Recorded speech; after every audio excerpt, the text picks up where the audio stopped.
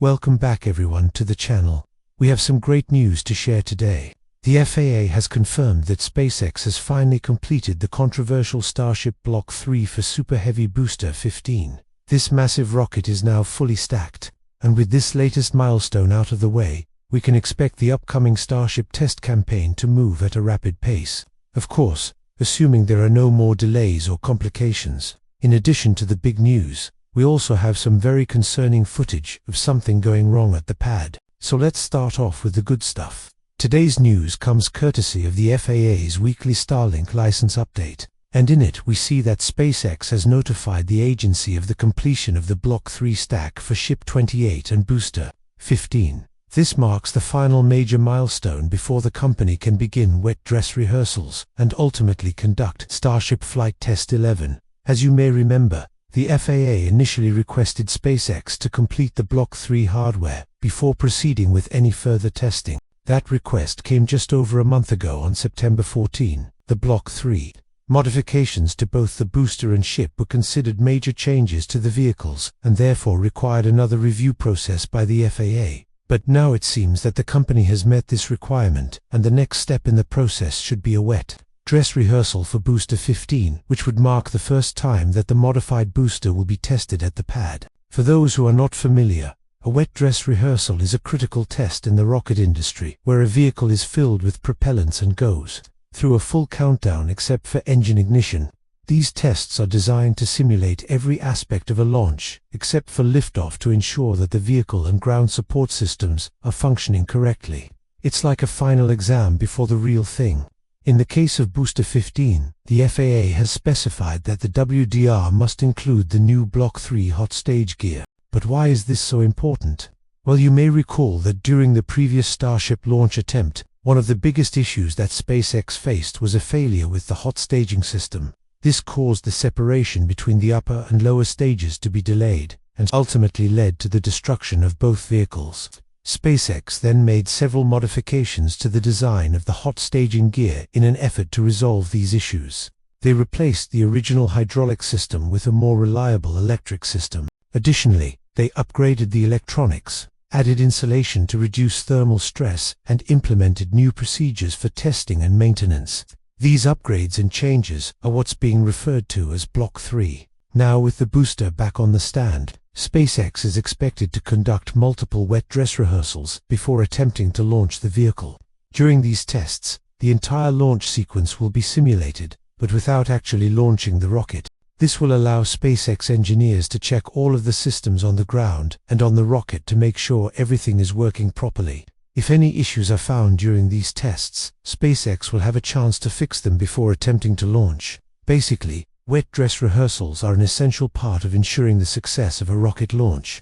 They help to identify and resolve any issues before they become critical and potentially dangerous. As for when we might see these tests take place, it's hard to say for sure, as SpaceX has not yet released a launch window. However, given the fact that the FAA has confirmed the completion of the Block 3 stack, we can assume that it's only a matter of time before we see some action at the pad.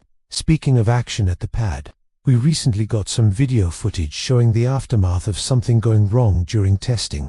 The video was captured by Lab Padre and shows what appears to be a plume of smoke rising from the Starship launch pad. Now, unfortunately, we don't have much information about what exactly happened, but the fact that there was no sound or explosion indicates that it was probably not a serious issue.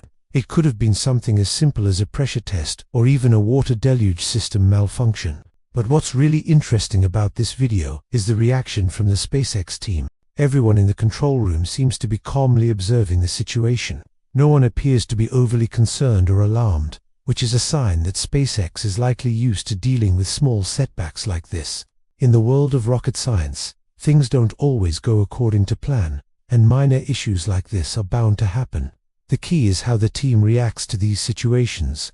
Obviously, the SpaceX team was able to quickly identify that there was no serious danger, and they were able to resume testing shortly after. This kind of composure and problem-solving ability is what sets the best teams apart. Moving back to the launch site, we're starting to see more activity related to the construction of the second launch tower.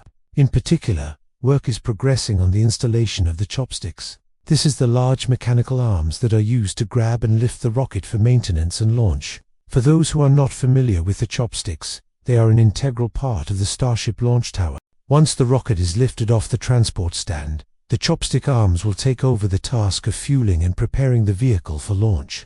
These arms are impressive pieces of engineering, and it will be great to see them fully operational during future launches. But that's not all that's happening at the site. SpaceX is also making progress on the orbital launch mount. They are installing rebar for concrete foundations, extending pile driver leads into the ground, and driving piles. These efforts are likely related to the installation of the flame deflector, which is a crucial component of the launch mount. The flame deflector is responsible for directing the exhaust gases from the rocket's engines away from the launch mount and the rocket itself. Without a proper flame deflector, the intense heat and pressure from the rocket's engines could damage the launch mount or even cause the rocket to topple over. SpaceX is taking a slightly different approach to their Starship launch mounts compared to their Falcon 9 and Falcon Heavy systems. Instead of being built above ground, the Starship launch mount is being constructed below ground. This means that the structure is less visible from the ground, which makes it more aesthetically pleasing. But it also means that SpaceX has to deal with the challenges of digging and working in a confined space. Despite these challenges, SpaceX is making steady progress on the construction of the launch mount, and we can expect to see it completed sometime in the near future. The second launch tower is a crucial addition to the Starbase launch facilities. Not only will it allow SpaceX to launch Starship rockets more frequently, but it will also provide a backup launch option in case something goes wrong with the main tower. Now, last but certainly not least, we have some visual updates from our friend Sean at SpaceX. In this footage, we can see a test tank on the can crusher getting ready for testing. The can crusher is a device used to test the structural integrity of Starship tanks. By crushing the test tank, engineers can validate the design of the vehicle's pressure vessels and ensure that they can withstand the forces of launch and flight. The process of crushing a test tank is a carefully controlled procedure that allows engineers to collect valuable data about the strength and durability of the materials used in Starship's construction. This footage offers us a rare glimpse into the inner workings of this important testing process. As always, please feel free to drop your comments and questions below. Your engagement helps us to continue producing quality content. Thanks for watching. Be sure to stay tuned for our next video. And as always, don't forget, be excellent to each other.